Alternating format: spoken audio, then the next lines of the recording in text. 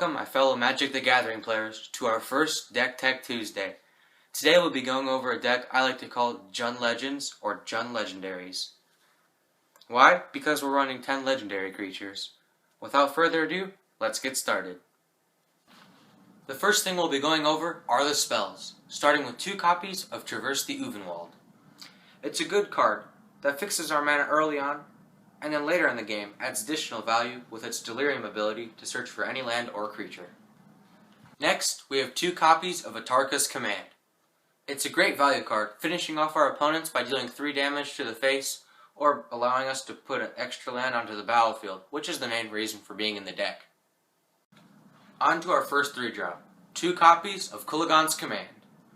Another great value card, allowing us to kill an early creature, or forcing opponents to discard a card. Also, it is amazing with Goblin Dark Dwellers, which we are running in the deck. Next, we are running 3 copies of Read the Bones. Another great card to recast with Goblin Dark Dwellers, and is a good way to get card advantage. Not much else to say about it. The last 3-drop is a pair of Ruinous Paths. Great way to get us back into the game, and a nice way to destroy Planeswalkers, which we are weak against. Its awaken doesn't come up a lot, but it is nice. Our last spells are 3 copies of Explosive Vegetation, a way to ramp to big creatures, which we are running a few of.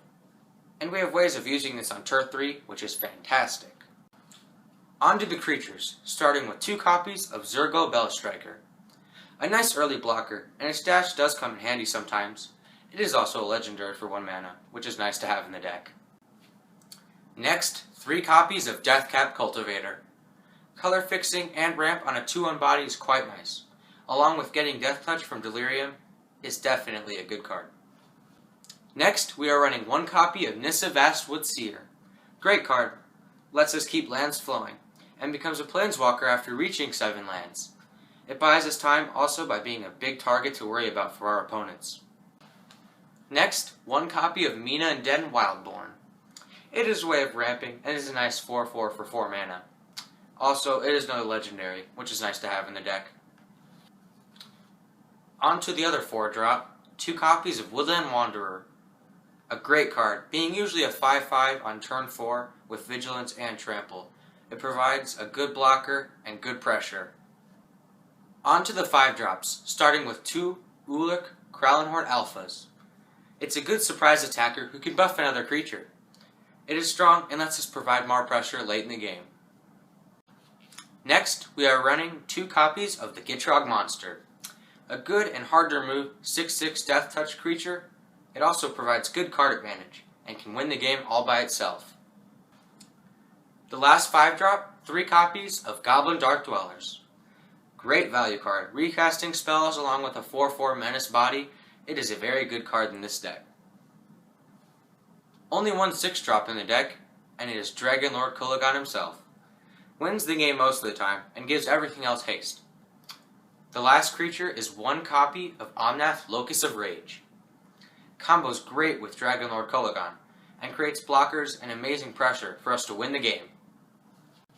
The last non-land card is 1 copy of Arlen Cord.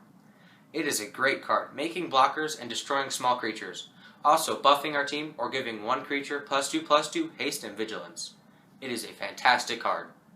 5 swamps, 5 mountains, 5 forests, 2 foreboding ruins, 2 hissing quagmires, 1 cinderglade, 4 evolving wilds, 1 Llanowar wastes, and 2 game trails. Some budget replacements you can make for this deck are: you can switch out Arlen Cord for Pian Karan Nalar or another copy of Mina and Den. For Nissa, you could put in Mar Removal, or maybe another Traverse the Uvenwald. For Kulagan's commands, you could easily just put in Fiery Temper for almost the same effect. That's it for this Deck Tech Tuesday. I hope you have a great day, and I'll see you again next week.